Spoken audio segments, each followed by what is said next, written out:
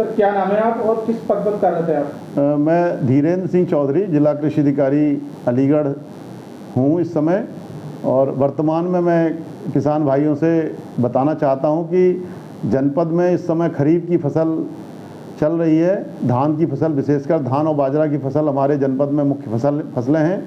इसके लिए किसान भाई, उनकी चूँकि बुवाई और रुपाई हो चुकी है, अब केवल यूरिया का प्रयोग कर रहे हैं। और किसान भाइयों से मेरा अनुरोध है कि यूरिया जनपद में पर्याप्त मात्रा में उपलब्ध है।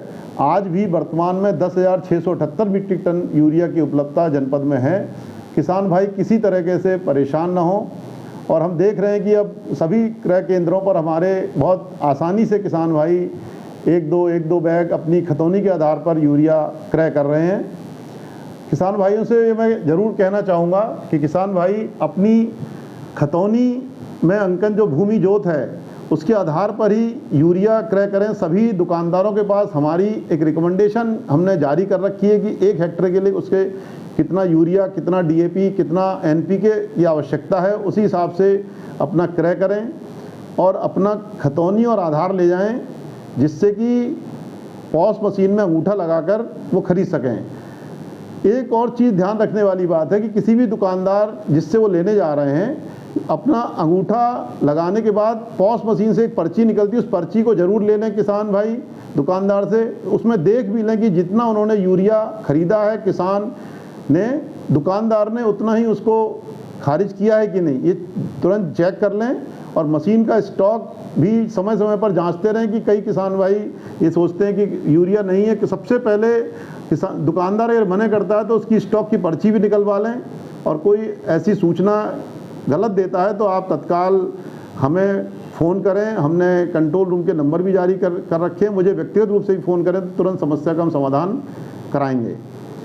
सर एक चीज़ हो रही है, जैसे अभी धान की फसल चल रही है, किसानों को बड़ी दिक्कतें होती हैं कीटनाशक दवा लेने में। उनको कभी क्या होता है कि जैसे दवा अगर दुकानदार से लेते, कभी कभी क्या होता है फसलों को नुकसान भी हो जाता है।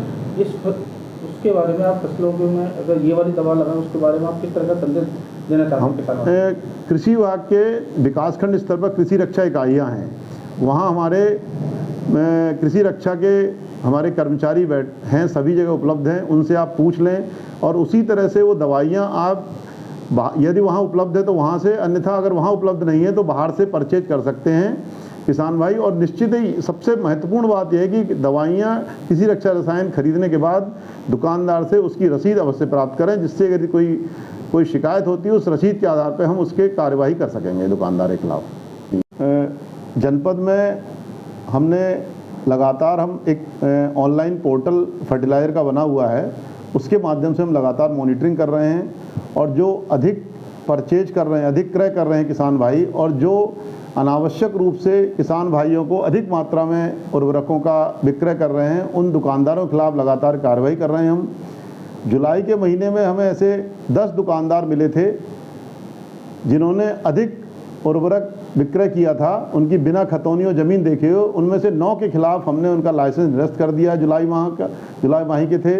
और एक जो समिति थी उनके विरुद्ध कार्रवाई करने के लिए AR कोऑपरेटिव को हमने लिख दिया है।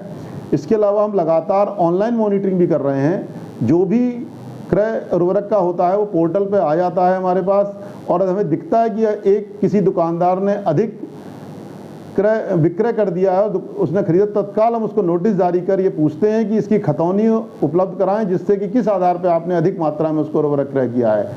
तो हम लगातार अपने पोर्टल द्वारा भी मॉनिटरिंग कर रहे हैं।